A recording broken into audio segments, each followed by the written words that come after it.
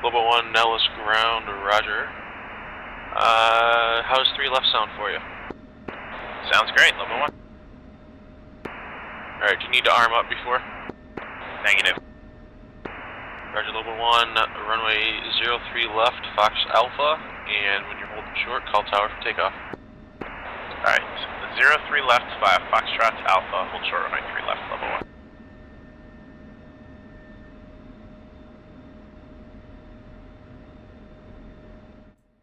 Okay, so I'm going to do a little voiceover here for this because I lost my audio from the actual mission due to some technical difficulties.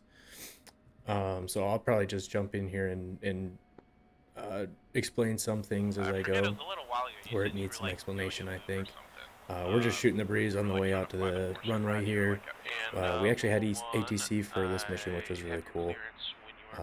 Usually we don't, but we've had him for last couple missions, which has been really sweet.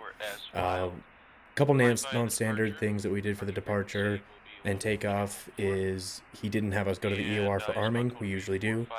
And Coco decided he wanted to do afterburner takeoff after we briefed mill power takeoff. So, and he'll mention that as we get up in the air, as we're headed out to Dream, he'll mention that he went afterburner when he should have been in mill. So, little debrief note there, but it's not a big deal. This sortie actually felt pretty good for me. I felt like I was getting a lot more comfortable with the contracts in the 455th.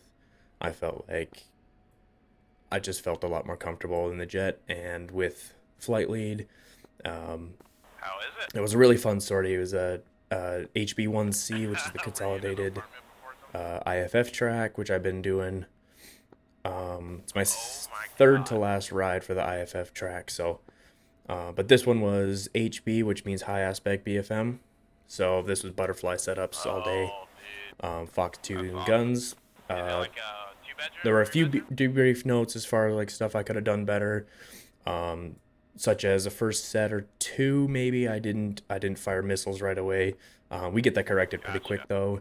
A couple nuanced things as far as what I could have done better with turn circle entries and just finer point BFM stuff. You can see me miss the turn to the runway here because in my mind we're going to the EOR, and I forgot that we were just gonna go hold short on the runway. He's gonna talk to tower here. You can see me switch button 3 for tower. Now we're just gonna wait for clearance to head out the runway, and I'm gonna, in the meantime, I'm gonna grab a fun screenshot. But no, overall I thought this sortie went really good, and I'll pop back in periodically as I feel the need to clarify some things here. Global 1 Nellis Tower, wind calm, runway 3 left, clear for takeoff, flex north approved. And when you're in the air, contact departure. Alright, cleared for takeoff, runway 3 left, flex north, and contact departure in the air, level 1. Rolling 2x15.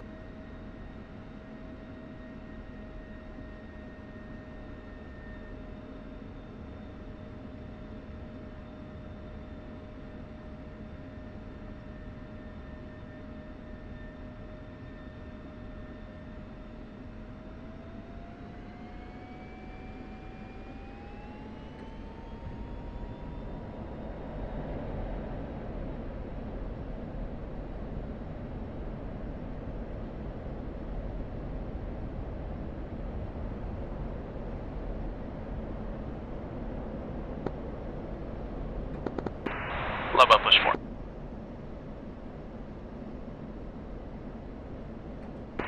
Lobo check. Else control, Lobo 1, 2 ship, Vipers 2,300, flex north VFR up to 15,500. Global 1, Nellis control, radar contact say altitude. Lobo 1's through 2,800. Global 1, roger, altitude check, and continue the flex north. Level 1. Alright, speed's fast here, I'm coming back to 350.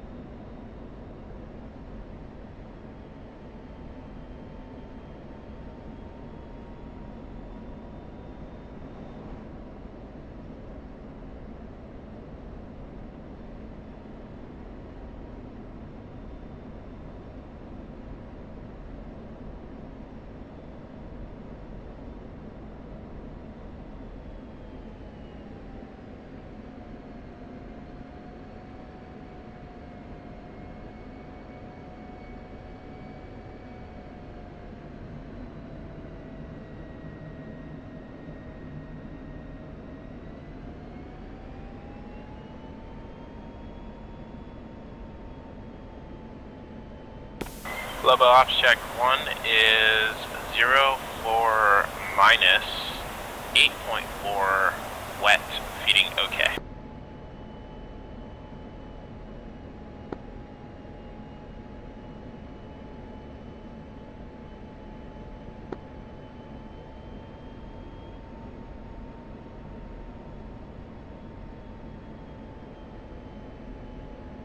Okay, so you just heard the ops check there. For anybody that doesn't know, I thought I'd just clarify. The ops check is just weapons load, fuel load, and state of the jet, just generally. So first thing he said was 0 for minus, and that's your weapons load. So 0, the first number will be active missiles, second number will be heat missiles, and the minus will be gun. So since all we have is we each have 4 9Xs here, we don't have any AMRAMs, and we can't carry Sparrows, so no AMRAMs, that's 0.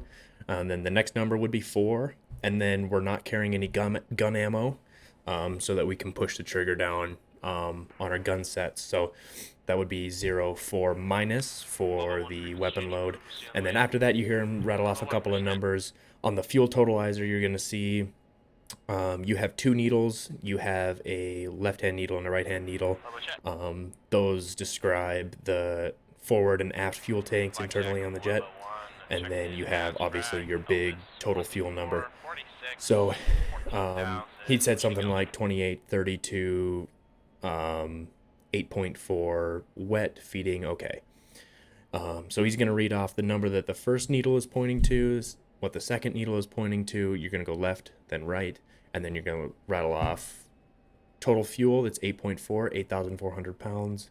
Wet, meaning that his centerline tank still has fuel in it. Later, after we fence out, you're going to hear him say dry, since his fuel tank is out. And then you're going to hear feeding okay. So the feeding refers to the fuel tanks themselves. Everything is feeding well, the external tanks, that is. And then the okay is just systems in the jet. So you don't have anything broken. Your TACAN's working, your radar's working, your avionics are all good, your INS didn't drift, your INS didn't screw up its alignment, stuff like that. Jet's working okay. So that's what that is. And then he just went through the debrief notes on the departure.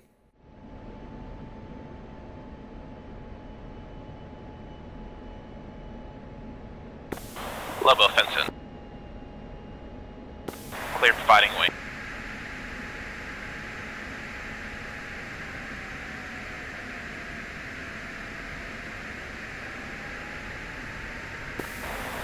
One's in, lights on, 8-1.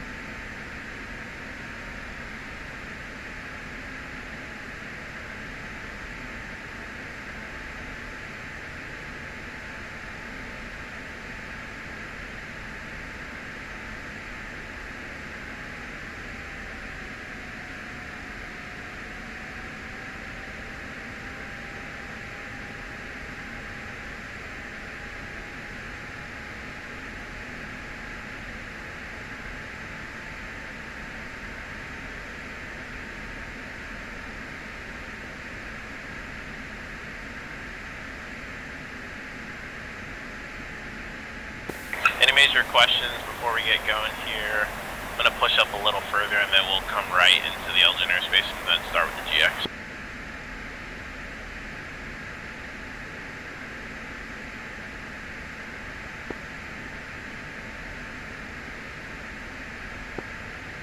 Alright, cool. Coming right.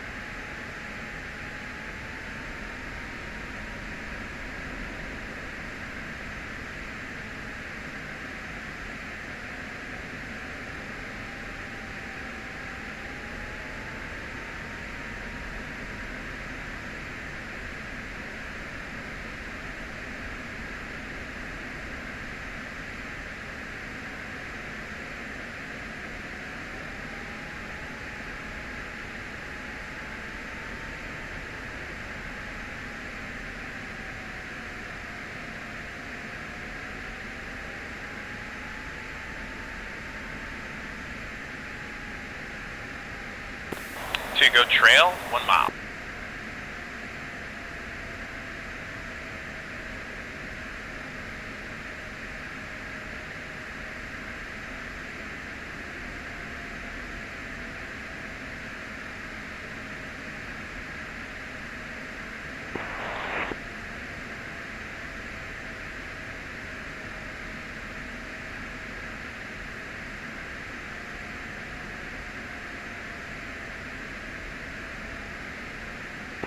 Flag check, Lobo 1's entering Elgin, surface unlimited for the next 30 minutes.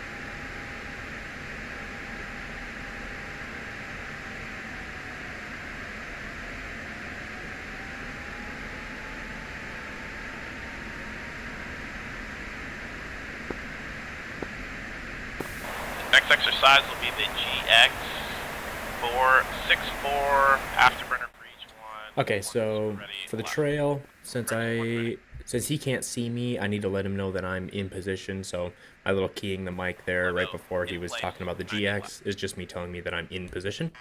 And then for the GX, this isn't for DCS. This isn't for G tolerance because it doesn't work quite right in DCS. So we just have that G tolerance turned off. We do it just for Air Force TTPs. Just say do a GX before BFM sets, so you know you're ready to pull Gs. Obviously, we're sitting in a gaming chair at our computer. We're not pulling any Gs, but it's just something we do, and it's kind of a fun part. This has kind of been a bit of a confusing part in the squadron here lately as to whether you do mill power or afterburner. I think we got it sorted out. You got to do afterburner for. We're going to do afterburner now for both turns, but you definitely have to do afterburner for the second turn because the procedure is a 90 at 4 Gs and then a 180. So the 90s at 4 Gs, the first 90 degrees of the 180 degree turn are set 6.5, and then you ease back to 4. So that's just that. Okay, what I didn't brief was the sets. So 4 sets planned, all for 2. First will be 1 circle, and then the first 2 will be 1 circle, the next 2 will be 2 circle. Bandit profile is just going to be mill airspeed or mill power G to maintain airspeed no more than 3 to 4 Gs, and then we'll just punish any BFM errors we see specifically for the debrief. Lobo, hook left.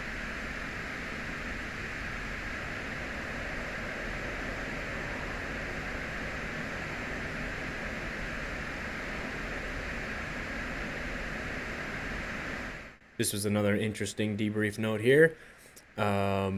This turn ended up really weird. We looked in the debrief, and I ended up in a much tighter turn than he did, and we determined what the problem was. Is my G wasn't that far different, and my airspeed wasn't that different. I think what happened was I ended up a little fast when he called the hooks. I think I was trying to catch up or something, but I was a little fast. So I pulled a lot of G to try to bleed it down to our contract speed, and what we determined is that hurt me more than it helped me. I should have just held the airspeed that I had. I would have ended up closer to him because my turn would have been wider at a higher airspeed, but I would have ended up in a better position than if I did what I just did here and pulled a lot of G down to our contract speed and then eased off of that.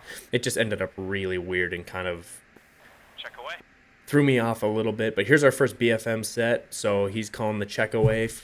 That's a 30-degree check away, and I'm going to go up into mill power, and I'm going to build as much airspeed as I can for this in-turn.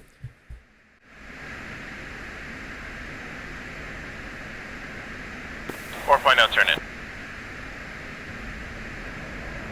Top. High top. So you can hear him call tally. I call tally back when I see, and here I'm pulling for a lot of lead. It ended up being not as much lead as I should have, and that was kind of a trend in the debrief, as I should have tried to get a lot more lead or a lot more turning room, because he was just going to let me. So we're teaching BFN principles here, right? So he takes me 1 circle, so I'm going to point the nose uphill to try to get as slow as I can. And you can see I'm very quickly offensive since he's a cooperative bandit.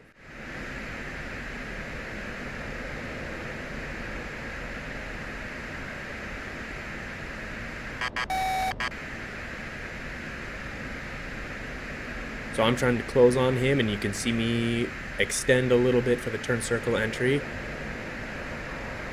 And I'm really like going to the dogfight mode here. There we go. And guns tracking. Lobo terminate, 1-1 terminate. Lobo 1-2 terminate.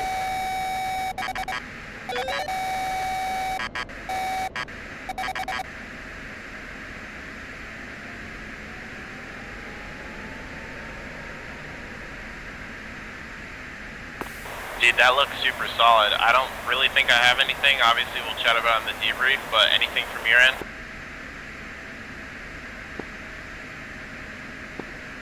Sweet.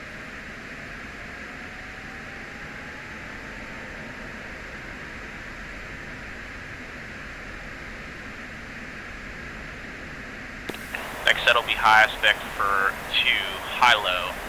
Push it up, set 450. One debrief note he had for me afterwards as we were looking at the TAC view is that all my gunshots were consistently pretty close. He wanted a gunshot at about 4,000 feet, 4,000 to 4,500, and I was routinely pushing inside 2,000 feet. One's ready left. Which would have made it very difficult for me to stay inside the control zone with the closure that I had. If he tries to jink, if he throws the speed brakes out and brake turns, he could cause a 399 overshoot pretty easily at that range. So that was just kind of a general debrief note he had. Here's set number 2. Turn in. Rick 1, turn. South. Fight some. So I was able to get a lot more airspeed this time, so I didn't end up super slow once I rolled out. You can see I have plenty of airspeed. Here's this lead turn. This one felt really good. I'm trying to determine what he's going to do. There's 1 circle again. Cat flare. Cat flare.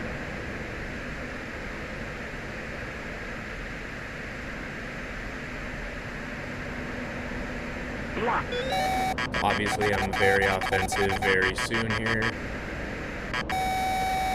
You can see me, I ease to try to gain a little bit of airspeed so that I can pull. Trying to align the circles. Nice. He liked that. You can't take a shot.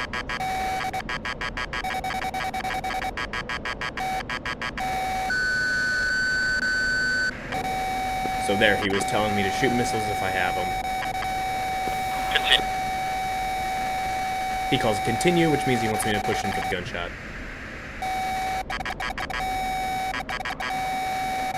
You can see on the TAC and there's 6,000 feet.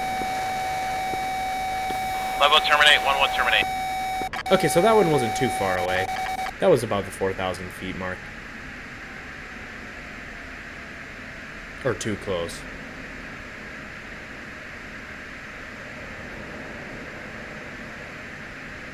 You can see he's turning into me and I'm having trouble getting away from him. Now that I think about it, the only other thing would have been like a Fox 2 on that first set would have been nice at the edges of the circle. Got the Fox 2 off on this one, but when we do that extension, we want to defend our extension with the Fox 2, which could potentially force a BFM error from them as well. So always nice to get the Fox 2 off there. Otherwise, again, super solid set. And then I saw countermeasures on that set as well, which is, again, super solid. As you're doing those extensions, you see the potential for exposure to that IR missile. Punch those countermeasures to deny, preemptively to deny that missile, so good deal.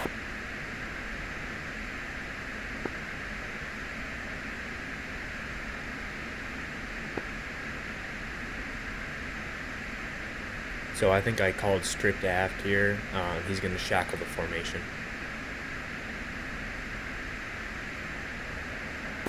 Alright, ops check. 1 is 0, 4, minus 6, 4, dry, okay. Okay, never mind. He's just going to let me catch up. And there's that dry call from him on the ops check, meaning that his tanks are empty.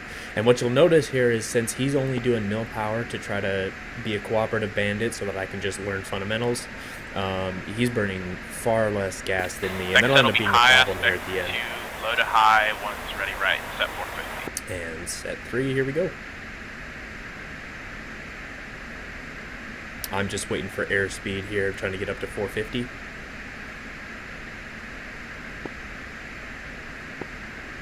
Check away.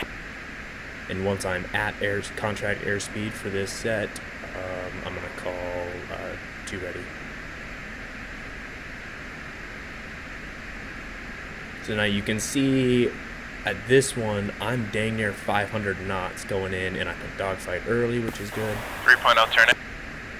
So now I got plenty of excess airspeed. Like, so I can pull like mad. Right You now. can see 8.7 Gs there. That guy's getting a little gray. Lock. There's that Fox 2 shot early. Or maybe it wasn't. I didn't shoot there. Should have.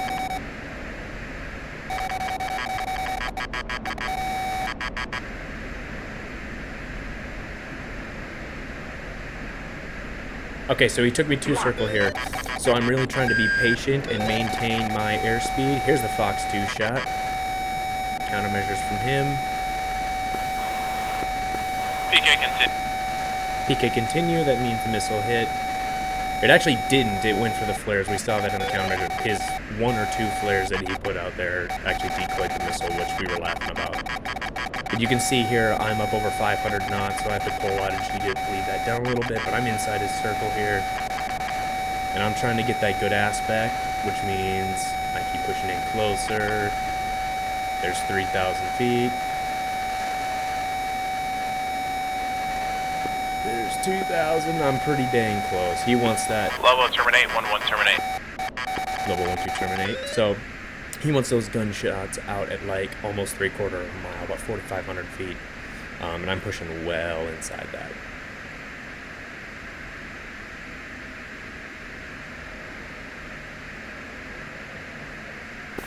Alright, good deal. How'd that look?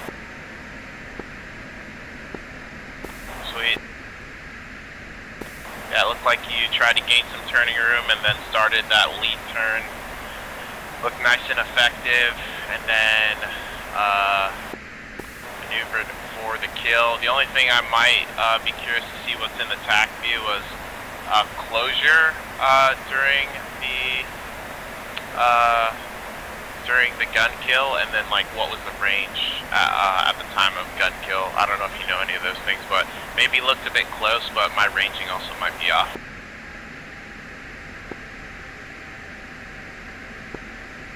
Okay, cool, no worries. The only other thing would be as you're making that reversal, or as you're making that lead turn, something to bear in mind is also watching for a potential reversal and not like not giving up your turning room for potentially like a reversal cue. So like as you're making that turn, if you make it too soon, you might fly across his aft and then push out in front of him if he was to reverse. So you're also wanting to manage that. So I don't think you did it wrong, just something I didn't brief that, something to be mindful of.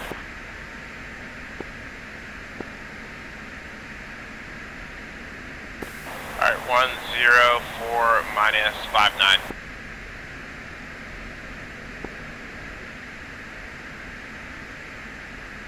So you can see here he's at 5.9. I'm up under 4,000 pounds of fuel. Alright, next set will be high spec BFM for 2, low to high, hook left. Yep. You can see my problem here. I hooked right and I should have hooked left. So what'll end up happening here is I'm going to roll out of this turn. I'm cussing myself this whole time for turning the wrong way. Feels like a rookie mistake, and it is. But I'm going to end up well aft since I spent a little bit of time turning the wrong direction.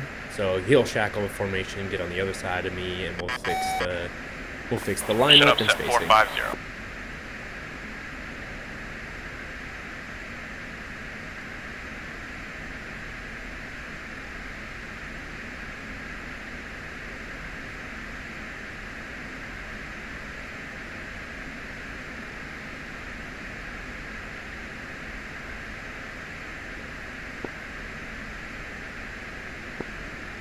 Copy, no worries. Lobo 1 shackle. And that was just a 2 stripped aft call from me. He calls copy and the shackle. Since I'm so far aft the shackle, I'm not going to do anything. He's just going to turn across me.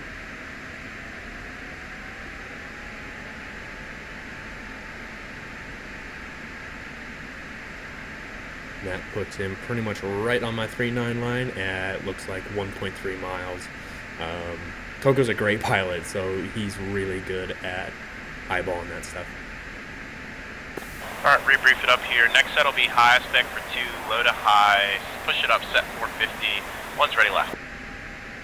2's ready right. Check away.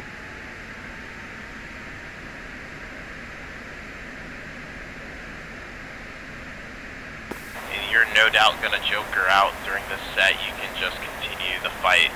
Just don't go below bingo.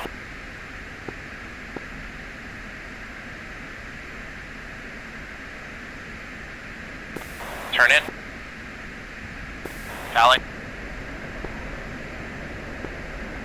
Fight's up. So you can see me really ripping around for that turning room. I should have pulled for more turning room if I could get it.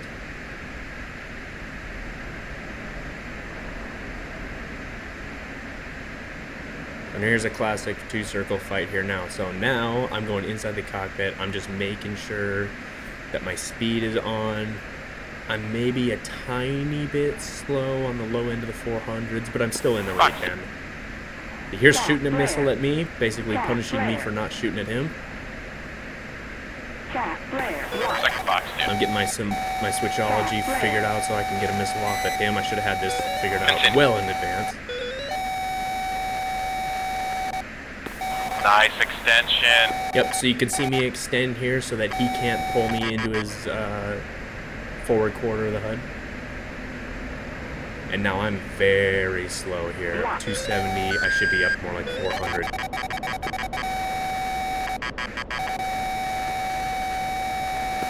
Continue.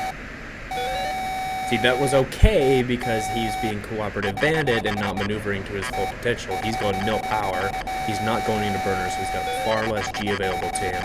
So being slow like that, I was kind of able to do that, but that was absolutely a BFM error, especially in a 2-circle fight. Come around for the guns kill. Guns tracking, still a little close, about 3,000 feet. He's going to call continue.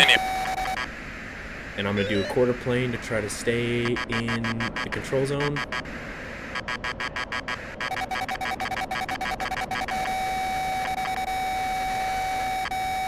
I'm going to get the good aspect. And guns tracking.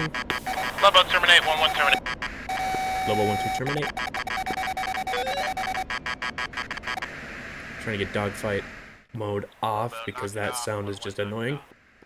Level 1-2 knock it off. 2 clear to rejoin.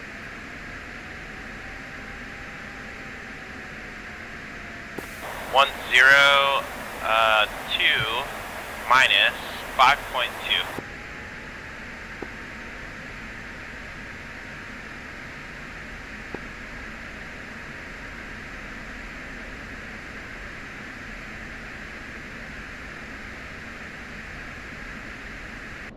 Alright, slowing down at 300 knots, just give us some time to get this BDA done before we leave the airspace. And 2, your auto-cleared BDA when ready. Okay, so here we had some problems. We were in the server a little early. We had another group, Fort Ship, doing a different part of the IFF track, loading in about now, and you can see the leg spikes end up being an issue, and we weren't able to get the BDA done. And there he goes. I thought I was about to crash, but I didn't. But you can see he is gone. 1's out, 5.2.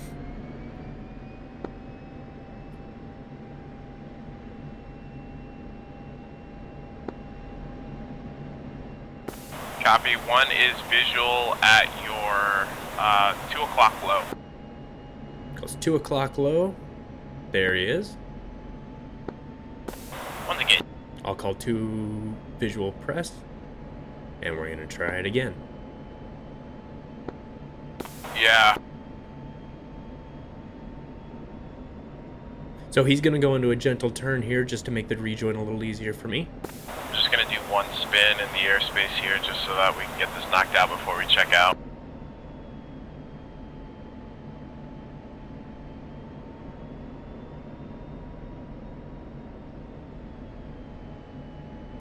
Check boards is required.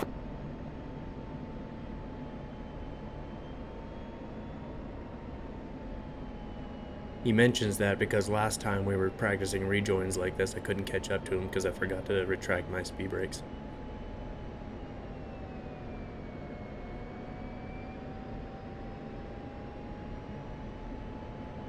And I'm getting nestled in here, trying to get nice and close.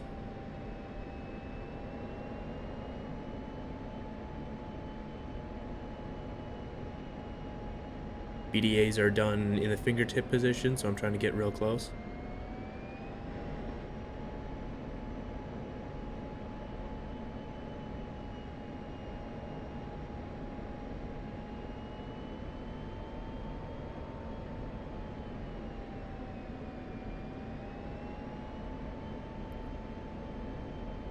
He's going to level out, and I'm about to go for the BDA. And he's gone again.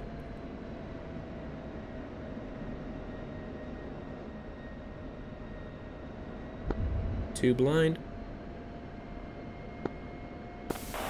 At your 10 o'clock, go out. Two visual, one press. The scary part there is that he switched sides on me, so I'm getting scared that we might have to deal with a mid-air collision due to lag. Yeah, probably not. Let's just go ahead and recover. We gave it the old college try.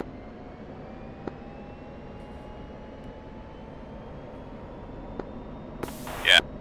And then you are cleared fighting with...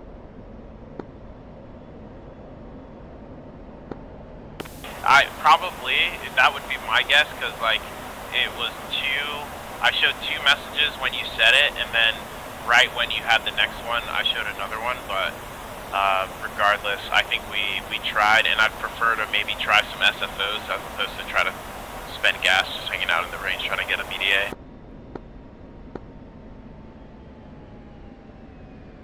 Alright, reference 0.8. Blackjack. Lobo 1, range work complete, departing the Elgin airspace via the Acton, recovery, switching control, Lobo push 4.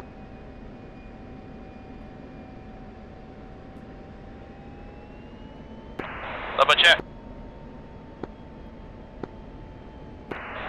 Nellis control, Lobo 1, 2-ship, F-16s. We are about 9 miles to the north of Acton, 13,800 for the recovery, looking to proceed to high key.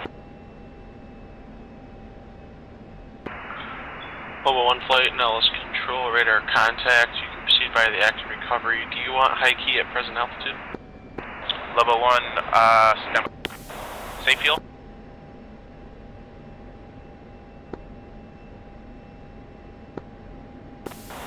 Level 1, request high key at 11,000.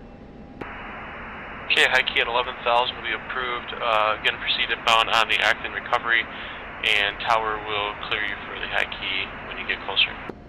Level 1. Okay, so we're going in to do some SFOs, and that's simulated flame-out patterns. This was really fun. I got to follow him through the first one, and then I did one myself, and then I ended up bingoing out. But this is a really fun part of the flight. So I'll make most of the admin radio calls to set it up, and then once you get there, it'll be high key, low key, base key, and that's it. And then the rest of them will just be normal calls for like going around or whatever. But just looking at our gas, we probably won't split up, so I'll probably do one to demo, and then I'll do another to, I'll probably do one to demo, and then I'll do another chasing you, and then we'll call it a full stop from there, just because I think you're probably pretty close to bingoing out by the time we complete this.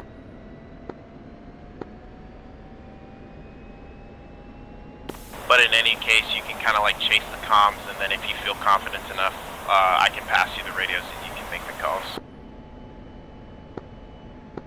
So that was just me asking him about radio calls for high key, especially since there's an actual ATC person involved. I don't want to sound like an idiot. I ended up pretty much letting him do radio calls the whole time. We only did 2 SFOs, so I didn't get the opportunity to try to do it myself. I have gone in and practiced it several times since and practiced radio calls and stuff, but this ended up being really fun. I didn't really expect them to be an extremely fun part of the flight, but it's kind of more or less precision flying. You're shooting for an airspeed inside a pattern, and you're trying to get to the runway with a certain amount of airspeed so that you could land. We end up going idle for the entire pattern since high key, and you'll see this. He'll explain all this.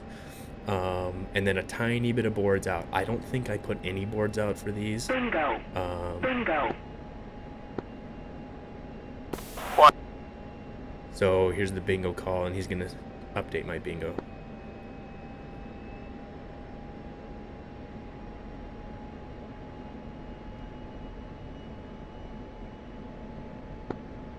Exactly. Update bingo set 1.2.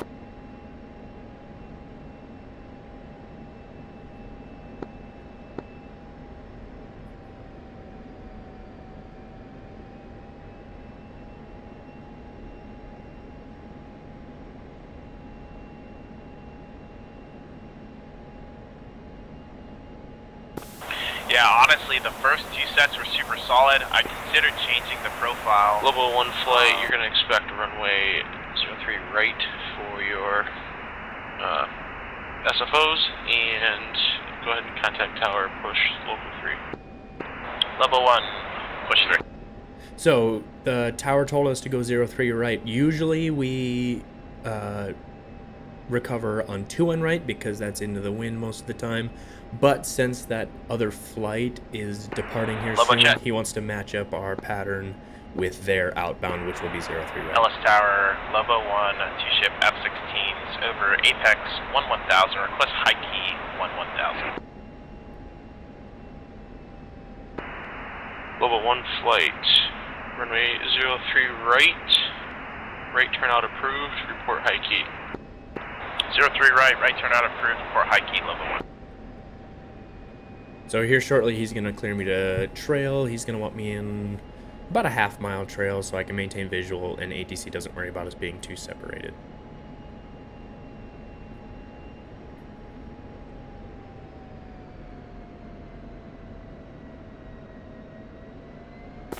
But yeah, I was considering cutting out the last 2 sets because you had flown the first 2 really well. But I was like, nah, we'll fly the profile. And I was actually able to kind of demo 2 versions of the profile that I think will be nice to talk about in the debrief. Either way, you flew all 4 of them really well, so I think it worked out. And then we can do 1 SFO. I know we have the gas for that, and then we can check that box complete. So the debrief sounds pretty glowing from him here. In the TAC view, it ended up being... I did good. I just not quite as perfect as he's making it sound from the air here. And he can only see so much from the cockpit, obviously, but really good debrief notes in the TAC view. And the 03 runway we were using ended up being a really fun issue because we end up having to go to duck and then re-enter the pattern for the overhead over 03, and one of the TTPs is you can't fly over Vegas. From 500 feet to a mile, just try to stay within that like 500 feet to like 3,000 feet mark. I think is pretty reasonable. That way tower's not bugging us too much, but because once we start to strip, he starts to worry about just like separation between other planes, so just something to think about when we're in congested Nellis type airspace. But yeah, you can pick up chase now, and then I'll just talk through this as we're doing it. And then if you have any questions at any point, just speak up and we can clarify. Alright, first things first, I'm getting slow, so power's all the way back to idle. For these boards is required to hang in position. But I'm looking to be around 238 knots here for your weight. Maybe 220, I have to look at the chart. But we're slowing to that. to set up for the approach so that this is like a realistic simulated flame out type procedure. And then we're just coming directly overhead the field to get on that speed. And we're approaching high key, which is just the top of the maneuver at the profile altitude. So about 1,000 is our target here. So slow into the speed, here it is, about 230, 1,000. And then once I get over the field, that's when I'll report high key, because that's where high key is.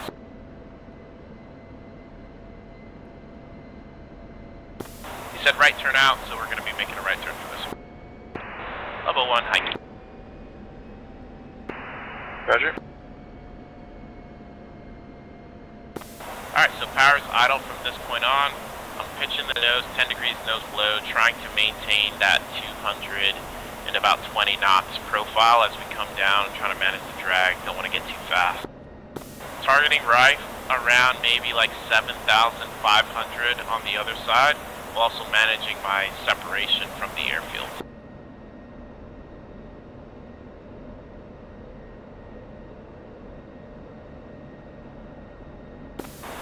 Kind of looks like I'm coming down a little fast here, so I switched it up to about 10 degrees.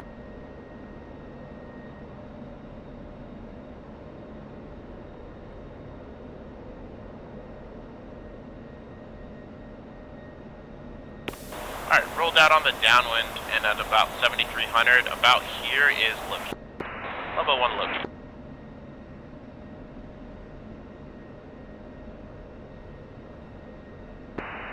Level 1, roger.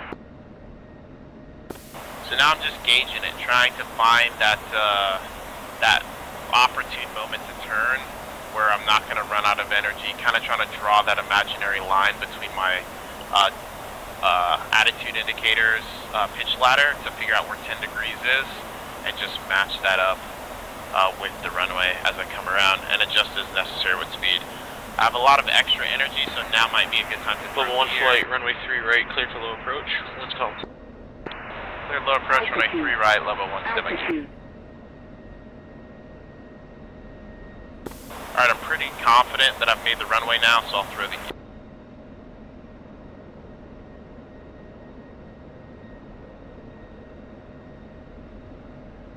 And now I'm targeting about 209 knots as I roll out on the final.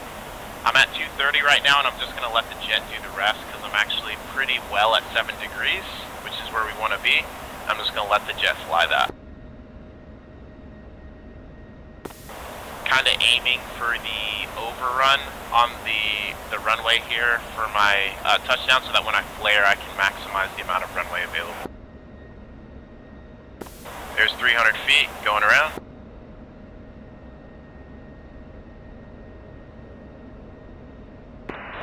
Level 1 on the go. Request high key 1,000.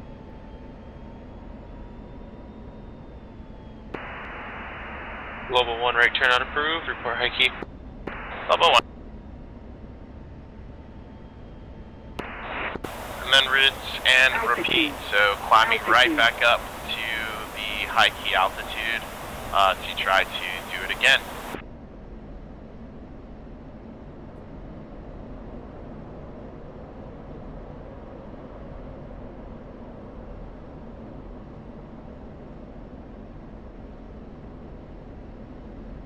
And then I'm just using nil power, I'm not stressing this. And I'm allowing my airspeed to bleed off in the climb because I need to be slow anyways. So I'm at 250 knots now, nil power, climbing up to 1,000 for the next site. To what state? Gas.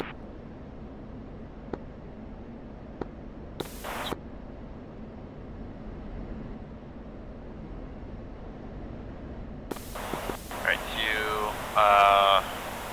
1 is visual. You have the lead on the right. 1 will pick up chase, and I can keep the radios if you like.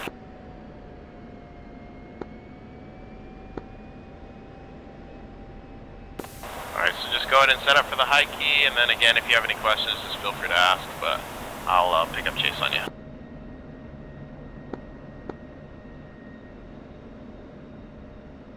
And then we want to try to avoid flying over Vegas, so we want to make this turn as tight as possible to come around, and then you can just get in front of me whenever you like, and then I'll just float my turn.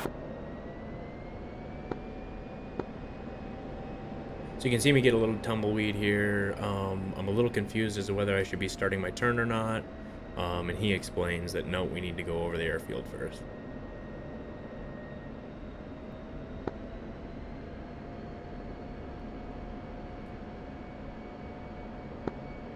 Nope, not yet. So we're setting up to fly over the airfield at 1000.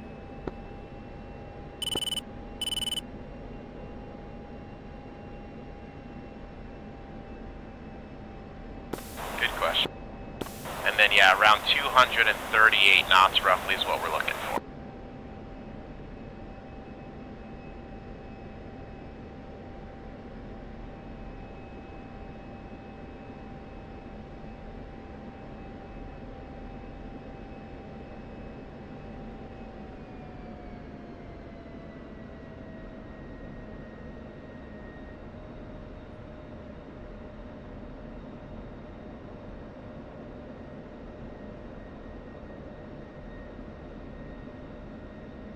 And then as soon as you feel like you're at high key, which is about midway down the runway, you can start that diving turn, and then I'll call it for you, or you can call tower, doesn't matter.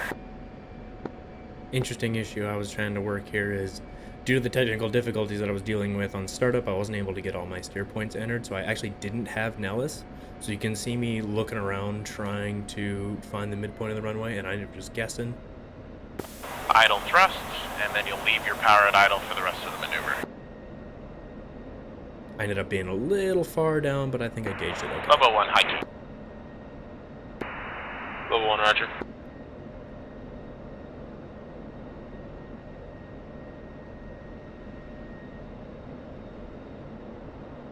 It's looking to be somewhere around on the rollout, around 7,500, 7,300, something like that as we roll out, and then just about to cross the touchdown point.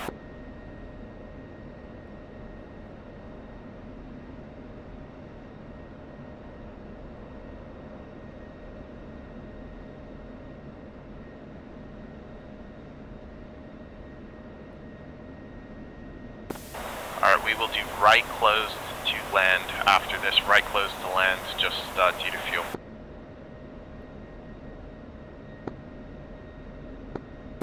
Negative, you'll do a low approach and then on the go you'll join the pattern.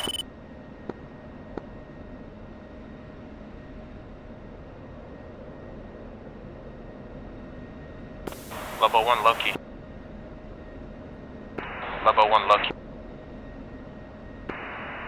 Level 1, runway 03, wait, wind column, cleared for low approach. Cleared low approach, level 1, standby gear, and we're base key now. So he wants me to re-enter the pattern. He's assuming an immediate re-entry, but ATC actually ends up sending us out to duck, which is to our right off the final heading here. And it ends up being a really interesting thing for the recovery, and you'll see why. In tower, Lobo 1, on the go, request right close, or correction, request closed, full stop.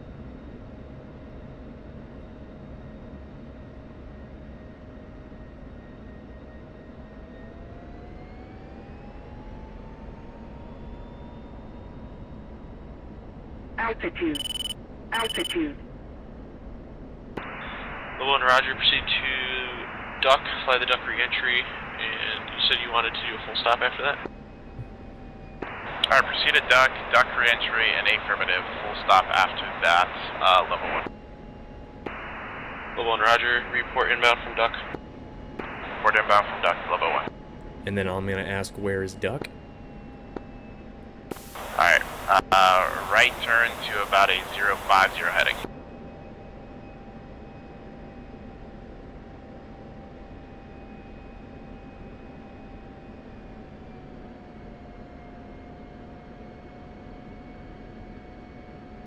One's coming off your right, co-altitude, call visual. One's a gate.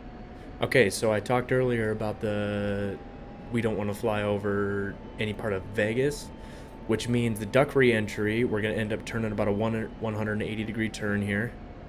A little bit of a lag spike. There he is.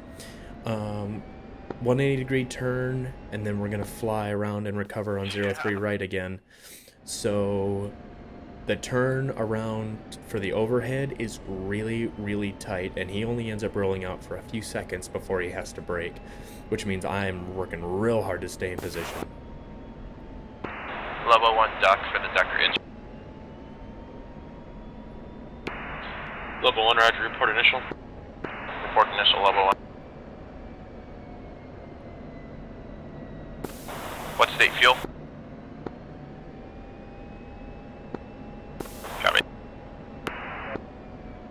One thing cool about the duck reentry is you get to fly right over the mountains at relatively low altitude, which is fun. At Level 1, to clarify, your runway is going to be 03 left. Bingo.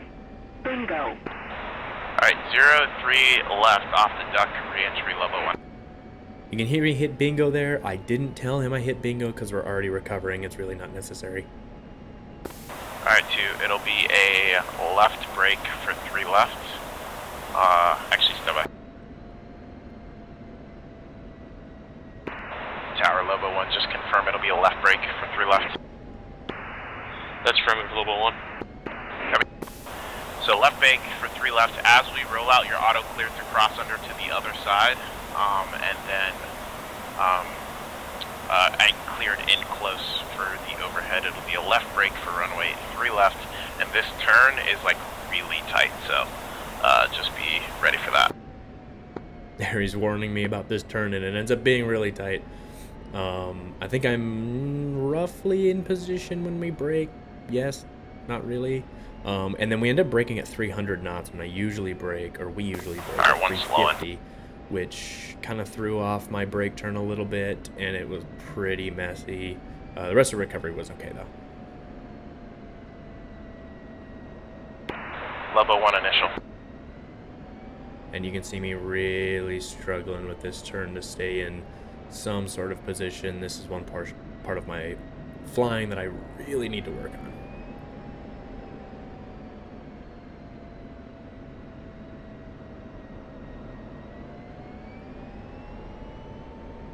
So at this point, I'm pretty stripped aft, so I'm like, I'm just going to do the cross under so I can cut off that turn and get in position. Lobo 1, initial. Level 1, roger, report base 3 left. Lobo 1. So you can see how close we are to the runway, and we haven't even rolled out for the brake yet. There, he's rolled out.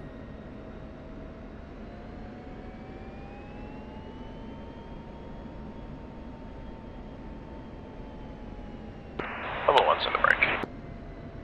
Yeah, I wasn't really ever in position there.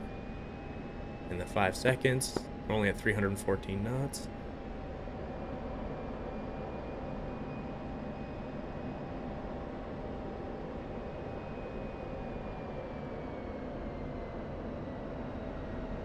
So in the jet, this doesn't look completely terrible, but I see him in front of me, so I'm like, oh shoot, I must have overshot my turn.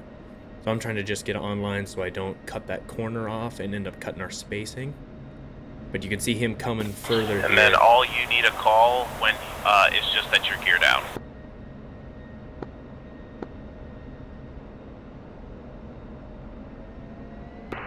Tower, Lobo 1, base, gear, 2-1 right. Correction, 3 left.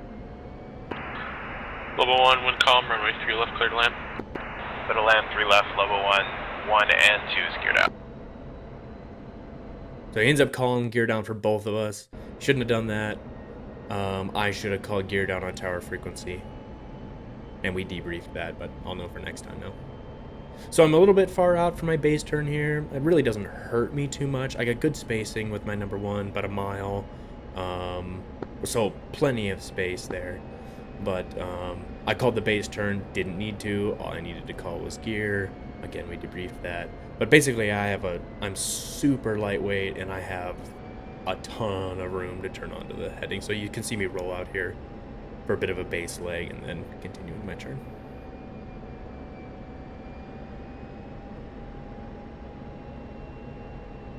And you can see me being just a tad indecisive here with my turn.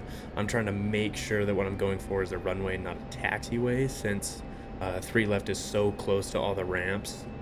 I've done that before on other airports. You think you're lining up for a runway and it's really a taxiway.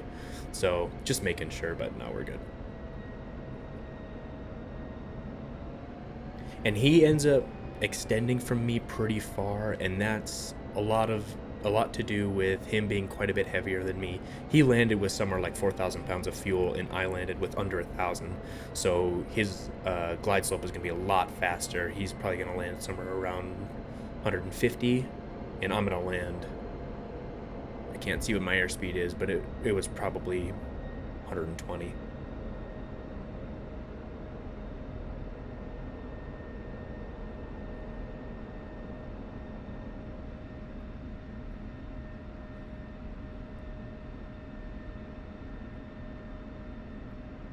So there we are, wheels down. This sortie was really fun. Getting to fight another Viper is really cool. I can't wait to get to, you know, full-on Viper versus Viper, where we're both max performing in the jet, and just really see where I stand with my BFM skills. But this flight was super fun. It ended up being pretty short, but yeah, really good time, really good debrief stuff, and then we actually get to line up alongside the rest of the Vipers who are ready to depart here, which is pretty cool. Level 1, Echo Foxtrot to parking, monitor ground. Echo Foxtrot to park, monitor ground, level 1, push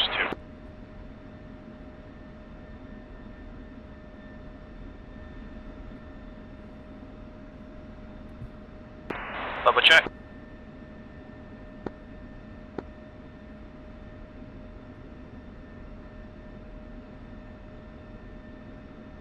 What's your gas? He's asking because I was really low. Love it. I remember around 900.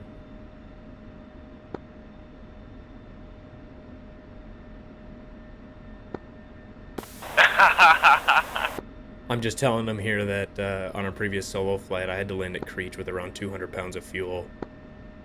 Really? Which is the lowest fuel I've ever recovered without running out.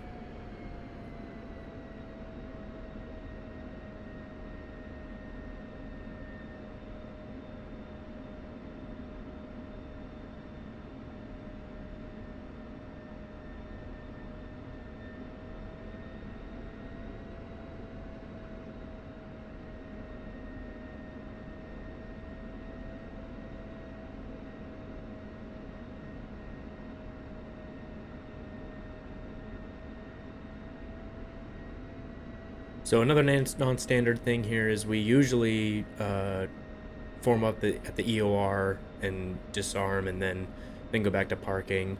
We didn't do that here, so I'm kind of far behind him. I'm trying to catch up.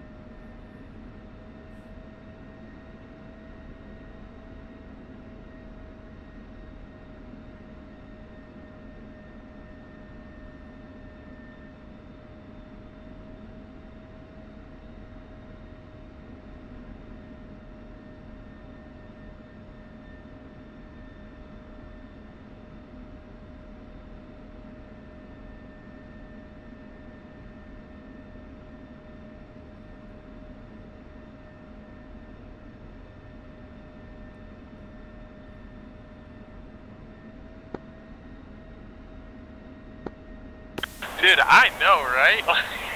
It gets me every time. Here we're talking about the slanted ramp here coming by the AWACS. It just wants to drag you over to the left, or if you're going the other way, obviously it drags you to the right. But it's just hilarious how the ramp is slightly slanted there.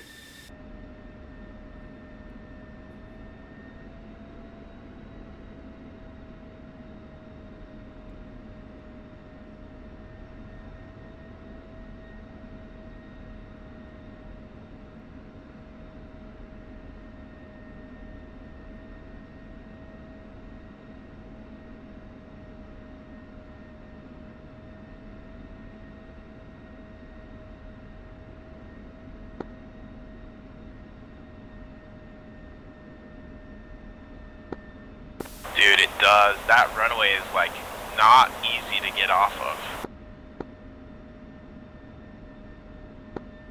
It's definitely like that IRL. I've landed there a couple times, and every single time we have to brief that like our power push needs to be like a lot less because we'll float way down the runway. Like we essentially say like expect a descending FPV is the way we brief it, because like that's literally what happens every single time. So he's talking about the big Air Force base on the Marianas map. He's actually flown into there. I think he's mentioned before that he flies C-17s, which is super cool. Yeah. And here's all the homies getting ready to head out for their 4-ship stuff.